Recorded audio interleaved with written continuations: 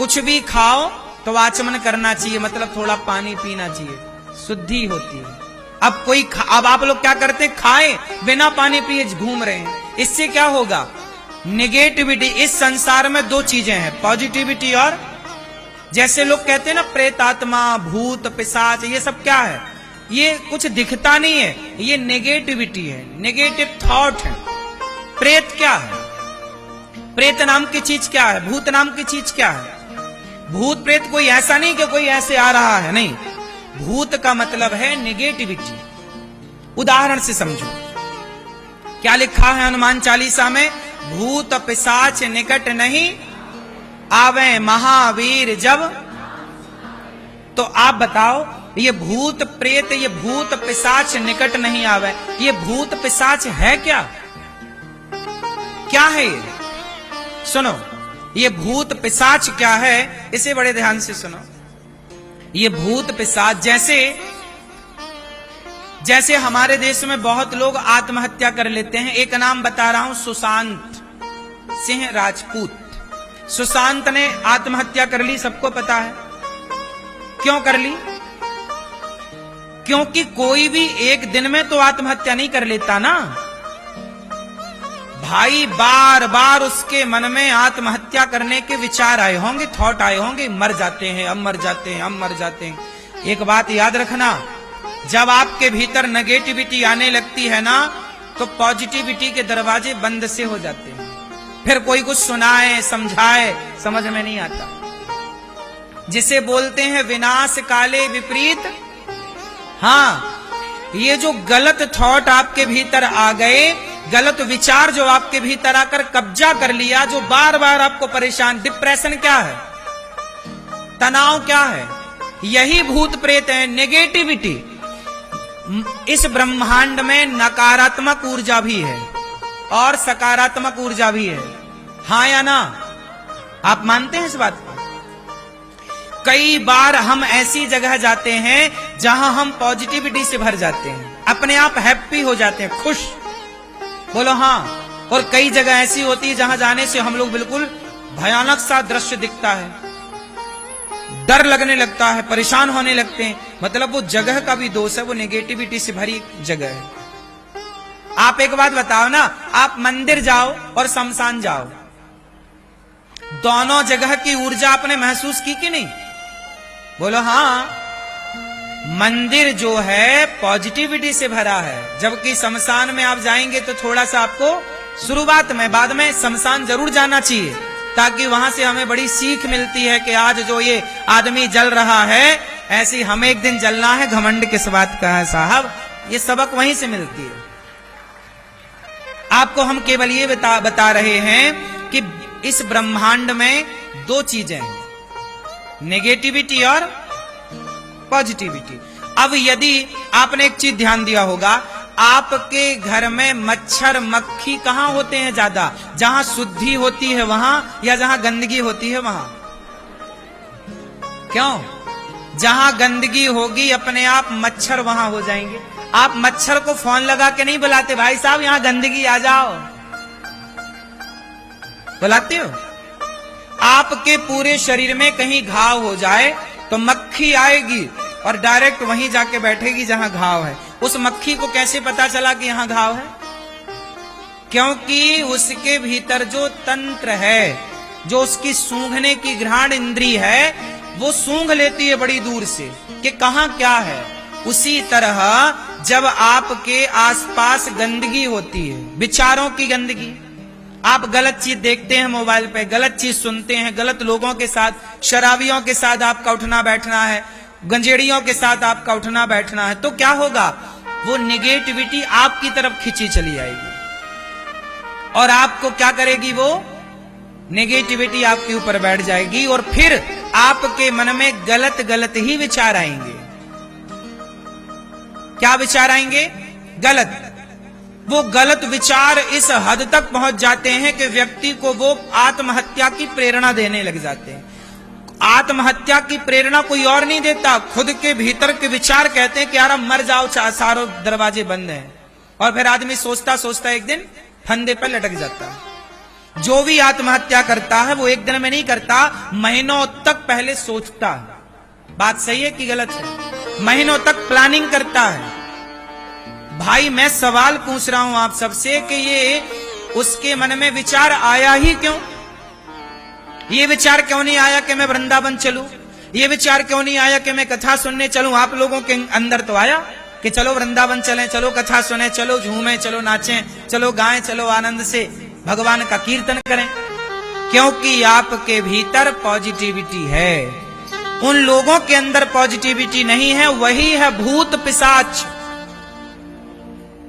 जो कथा सुनेगा, सत्संग करेगा, अपने घर को पॉजिटिव रखेगा, उसके पास कभी भूत पिशाच नहीं आएंगे, भूत पिशाच निकट नहीं आवे। महावीर मतलब जहां भगवान का कीर्तन कथा, भगवान का गुणगान है, वहां भूत पिशाच मतलब नेगेटिविटी।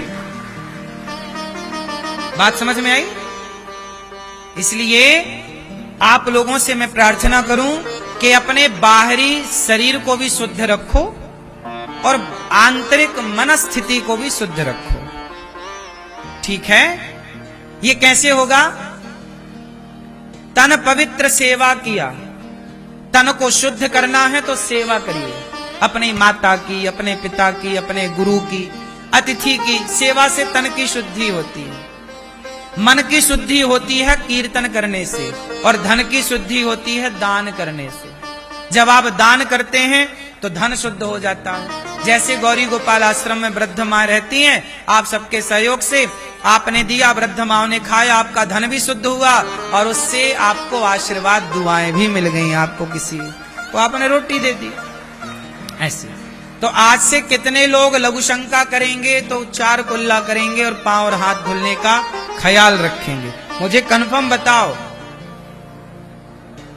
कौन कौन करेगा ये सब? ये शुद्धि है और ये बच्चों को सिखाओ। बड़ी काम की चीज, छोटी बात है, पर छोटी छोटी दरारें ही अक्सर घर को डैमेज करती हैं। यदि समय से आप घरों की दरारों को ना भरें तो वो छोटी दरार डैमेज कर देगी ना पूरी बिल्डिंग को। बोलो हाँ, रिपेयर ना कराओ, मरम्मत ना, ऐसे ही ये छोटी छोटी दरारें हैं जीवन की। शुद्धि बिगड़ गई तो बुद्धि बिगड़ गई। तो लघु शंका करने के बाद क्या करेंगे? 4 कुल्ला और हाथ और पांव धोएंगे, तब क्या बनेंगे आप? शुद्ध। फिर आप पूजा के अधिकारी हैं। भोजन जाओ रसोई में बनाओ तब अधिकार है। शौच करने के बाद क्या करेंगे? जब आप शौच करते हो तो शौच के बाद लोग नहाते नहीं हैं, हाथ धुल लेंगे बस। हाथ भी कहां आजकल धुलते हैं ठीक से लोग, नहाते नहीं। अब सोचो कि आप लोग शौच करते हैं और बिना नहाए आप पूरे घर में घूमते हैं। ये शौचाचार है, ये शौच की अशुद्धि है। और आपने पूर्वजों से कहावत सुनी होगी कि जैसी राखे शुद्धि वैसी बने। शुद्धि बिगड़ जाने से आज छोरा छोरियों की बुद्धि बिगड़ी है। शौचाचार नहीं है। नियम क्या कहता है, धर्म क्या कहते हैं, वेद क्या कहते हैं कि लघु शंका जाओ तो 4 कुल्ला करना चाहिए, पांव धुलना चाहिए, हाथ धुलना चाहिए, तब आप शुद्ध होते हैं लघु शंका से, सुसु से। ठीक है? आप शौच करने गए तो आपको पूरा स्नान कर चुके हो तो दूसरी बार अर्ध स्नान करना चाहिए, आधा। कपड़े जो पहन के गए हो से गीला करना चाहिए। जो अब सोचिए वही कपड़े पहन के आप शौच करके आ गए और वही कपड़े पहन के आप भगवान की पूजा में खड़े हैं, समझ आए? उसी कपड़े पहन के आप भोजन बना रहे हैं। अब वही कपड़े पहन के तुम शौच करोगे, वही कपड़े पहन के भोजन बनाओगे और फिर वही कपड़े पहन के भगवान जी को भोग लगाओगे तो तुम शुद्धि बिगड़ गई। अब देख लेना तुम्हारी बुद्धि बिगड़ेगी। और बुद्धि बिगड़ी, रावण की क्या बिगड़ी? बुद्धि बिगड़ी तो नाश हो गया। पूरा खेल इस खोपड़ी से है। जिसकी बुद्धि अच्छी वही अच्छा, बुद्धि भ्रष्ट तो सब कुछ गया। बोलो हाँ। इसलिए मेरी मां, आप लोग में बहुत माताएं ऐसी होंगी बिना नहाए आप लोग भोजन बना लेती हो। नहा के मैया फिर शौच करने जाती है, और फिर नहा के शौच करने जाएगी और फिर बिना नहाए फिर आके खा लेगी, पता नहीं कब नहाएगी। एक आदमी बोला हमारी पत्नी तो, एक सज्जन बोले 4-4 दिन नहाती नहीं है। आज के छोरा छोरी भी नहीं नहाते 2-2, 3-3 दिन। बोलो हाँ। अब इनकी बुद्धि कितनी निकृष्ट होगी, इसका एक उदाहरण देखिए कि अभी कुछ दिन पहले एक इलाहाबादिया करके नाम का एक लड़का, जिसने अपनी मां पर गंदे कमेंट्स किए। आप सबने सुना उस प्रसंग को। क्या हुआ? आप अपनी मां पर अभद्र टिप्पणियां करने लग गए, आप अपने बाप पर अभद्र टिप्पणियां करने लग गए, आप अपने पति को मार करके ड्रम में सीमेंट में पैक करने लग गए, अपने अच्छे खासे पति को मार दी और एक पराये मर्द के संग रंग रलियां मना रही है। ये बुद्धियां भ्रष्ट कहां से हुई बताओ ना। आप क्यों नहीं समझते वेश क्या है? ये इमारत बनी है तो इसकी नींव मजबूत है, तो ये टिकी हुई है। यदि ये वेश कमजोर होता तो ये टिकी ना रहती। आप कितना भी सजा लो, ऊपर पैंट पुट्टी मार लो, पर नीचे कमजोर है तो टिका ना रहेगा कुछ। हम सनातनियों का वेश हमारी शुद्धि है। आप कितनों को ये बात पता है कि हमारे बाप दादे कह गए हैं कि जैसी राखे शुद्धि वैसी बने? ये बात सही है कि गलत है? तो क्यों नहीं मानते? सही है तो मानो, वरना नुकसान अनिरुद्धाचार्य का ना होगा, तुम्हारा होगा। अपने पति की छाती में खंजर मारने वाली स्त्री कैसी रही होगी? भोजन में नींद की गोलियां मिलाने वाली, सुला करके उसका मर्डर कर देने वाली, सीमेंट भर देने वाली पत्नी कैसी रही होगी? बताओ जरा, इससे क्या सिद्ध होता है? सोचिए, एक पति जो अपनी पत्नी में समर्पित है। आप बताइए, हम आपके घर आए भोजन करने और आप हमें नींद की गोलियां मिला के सुला दें और हमें मार डालें, इसमें हमारा क्या कसूर है? उस लड़के का क्या कसूर था? वो तो पत्नी के हाथ का ना भोजन कर रहा था। उसे क्या पता था कि इस भोजन में जहर है, नींद की गोलियां हैं? उसे क्या पता था कि हमें सुला के हमारी छाती पे खंजर मार दिया जाएगा?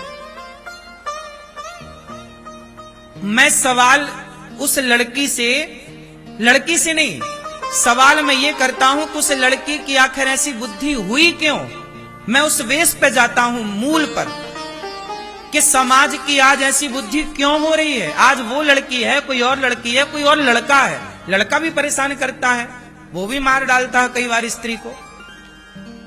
क्यों? सवाल ये है कि आदमी, हम सनातनी हैं, हम लोग ना चूहा को भी नहीं मारते, मच्छर को मारना पाप समझते हैं सनातनी लोग। गाय को रोटी निकालते हैं, कुत्ते को रोटी निकालते हैं। बोलो हाँ, हम चींटियों को आटा डालते हैं। सोचिए, जिस सनातन में चींटी का भी हम सम्मान करें आटा डालकर, हम मच्छर मारने को पाप समझें, उस देश में वो सनातनी यदि पति को मार डाले, पत्नी को मार डाले, तो बताइए।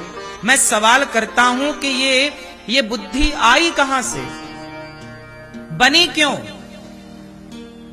कहीं ना कहीं जब आप सत्संग से हट जाते हैं, आप जब चरित्रहीन हो जाते हैं। वो लड़की क्या थी? चरित्रहीन हो गई ना, गैर मर्द के साथ घूम रही है, अपने पति को हटा दिया रास्ते से। ये गैर मर्द के साथ, अच्छा बताओ, सीता मैया रावण के साथ चली गई, चुरा के ले गया। रावण ने इतना लोभ दिया, रावण तो सोने की लंका का मालिक था कि नहीं? क्या बोलता रावण? सीता तुम मेरी पत्नी बन जाओ, मंदोदरी तुम्हारे पांव दबाएगी। मंदोदरी रानी है लंका की, वो पांव दबाएगी। सोने की लंका थी रावण की। ऐसे आजकल की कुछ स्त्रियां तो रावण को देख लें तो कहें हमें ले चल चुरा के, हम तैयार हैं। आज तो खुद लोग भाग के उसके विमान में चढ़ जाएं।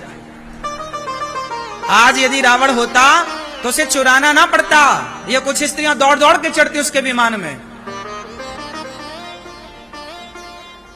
नहीं, लेकिन सोचो माता सीता के बारे में कि सोने की लंका में रहकर आ गई माता सीता, इतना उसने प्रलोभन दिया, इतना प्रलोभन दिया। लेकिन धन्य है, ये नारियों को सीखना चाहिए कि सोने की लंका को लात मार के वनवासी राम के संग रहने सीता मैया आ गई। पति कितना गरीब हो, लेकिन नारी को कभी अपने पति का त्याग नहीं करना चाहिए। ये सीता मैया ने करके दिखाया है। अब बताइए, ऐसी नारियां जिस देश में हुआ करती थी कि लंका को लात मार के और वनवास में रहने वाले राम को अपनाएं, वरना सीता मैया का भी मन डोल जाता इतना धन देखकर। इसलिए मेरी मां, अपना धर्म ना जाने देना। तुम्हारा धर्म क्या है? पति के साथ रहना। तुम्हारा धर्म क्या है? तुम्हारे दोनों कुलों की मर्यादा। नारी जो होती है ना, मर्द गलती करता है, पुरुष गलती करता है, उसे दंड भी मिलता है, लेकिन समाज की दृष्टि नारियों पर ज्यादा है।